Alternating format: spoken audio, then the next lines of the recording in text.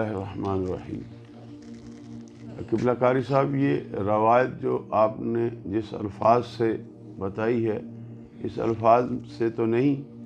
جیسا کہ وہ آپ کہہ رہے ہیں کہ وہ لکھنے والے نے لکھا ہے کہ میں دوڑا اور میں دیکھنا چاہتا تھا کہ نبی کریم صلی اللہ علیہ وسلم کی دعا پہلے پہنچتی ہے یا میں گھر پہلے پہنچتا ہوں۔ یہ ایسے نہیں ہے۔ مسلم شریف اور مسند امام احمد بن حنبل کے اندر یہ روایت موجود ہے، لیکن الفاظ مختلف ہیں، اور یہ روایت ہے بھی صحیح۔ اس کی جو صحت ہے اس میں کسی قسم کی کمزوری نہیں۔ دونوں یعنی کتاب مبارکہ کے اندر جو یہ روایت درج کی گئی ہے وہ صحیح ہے، لیکن اس کے الفاظ یہ ہیں کہ سیدنا ابو ہریرہ رضی اللہ تعالیٰ عنہ نبی کریم رؤوف الرحیم صلی اللہ علیہ وسلم کی بارگاہ بے کس پناہ میں آ کے عرض کرتے تھے کہ یا رسول اللہ صلی اللہ علیہ وسلم، میری والدہ جو ہے وہ مشرکہ ہے،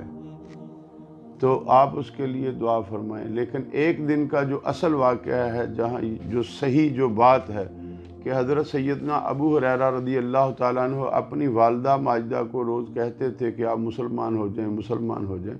لیکن ایک دن ان کی والدہ نے نبی کریم رؤوف الرحیم صلی اللہ تعالیٰ علیہ وآلہ وسلم کی شان مبارک میں کچھ ایسے الفاظ کہے جو سیدنا ابو ہریرہ رضی اللہ تعالیٰ عنہ کو بہت ہی برے محسوس ہوئے اور ناگوار گزرے، حتیٰ کہ سیدنا ابو ہریرہ رضی اللہ تعالیٰ عنہ روتے ہوئے نبی پاک صاحب اللہ صلی اللہ علیہ وسلم کی بارگاہ بے کس پناہ میں آئے، آ کے عرض کی یا رسول اللہ صلی اللہ علیہ وسلم، میری والدہ چونکہ مشرکہ ہے، آپ اس کے لیے دعا کریں۔ آج اس نے کچھ ایسے الفاظ کہہ دیے میری ماں نے آپ کی شان میں جو میں ابو ہریرہ کو سننے گوارا نہیں۔ تو نبی کریم رؤوف الرحیم صلی اللہ تعالیٰ علیہ وآلہ وسلم نے دعا فرمائی کہ اے اللہ تعالیٰ ابو ہریرہ کی والدہ کو ہدایت عطا فرما۔ جب نبی پاک صاحب اللہ صلی اللہ علیہ وسلم نے دعا فرمائی تو سیدنا ابو ہریرہ رضی اللہ تعالیٰ عنہ گھر گئے۔ جب گھر گئے تو آپ نے دیکھا کہ دروازہ بند ہے۔ آپ کے قدموں کی آہٹ اور آواز سنی آپ کی والدہ نے، تو آپ نے اندر سے کہا ذرا ٹھہر جاؤ۔ آپ وہاں ٹھہر گئے۔ کچھ دیر کے بعد آپ نے جو آپ فرماتے ہیں کہ میں نے سنا کہ جیسے پانی گرنے کی آواز آ رہی تھی، تو میں محسوس کر رہا گیا کہ شاید میری والدہ غسل کر رہی ہیں۔ تھوڑی دیر کے بعد ان کی والدہ نے غسل کیا، پھر کرتا پہنا اور اوڑھنی لی اور پھر آ گئے اور مجھے کہنے لگے کہ میں نبی محترم صاحب اللہ صلی اللہ علیہ وسلم پہ ایمان لاتی ہوں، اور اللہ وحدہ لا شریک جو ہے اس کے سوا اور کوئی معبود نہیں۔ میں گواہی دیتی ہوں کہ اللہ کے رسول صلی اللہ علیہ وسلم حضرت محمد مصطفیٰ صلی اللہ علیہ وسلم اللہ کے پیارے نبی ہیں، سچے نبی ہیں، آخری نبی ہیں۔ پھر جب آپ نے گواہی دی تو حضرت سیدنا ابو ہریرہ رضی اللہ تعالیٰ عنہ واپس آئے خوشی خوشی، آ کے اپنے میرے اور آپ سب کے آقا ملجا و ماوا جناب محمد مصطفیٰ حمد مجتبیٰ صلی اللہ علیہ وسلم کی بارگاہ میں عرض کرنے لگے یا رسول اللہ صلی اللہ علیہ وسلم،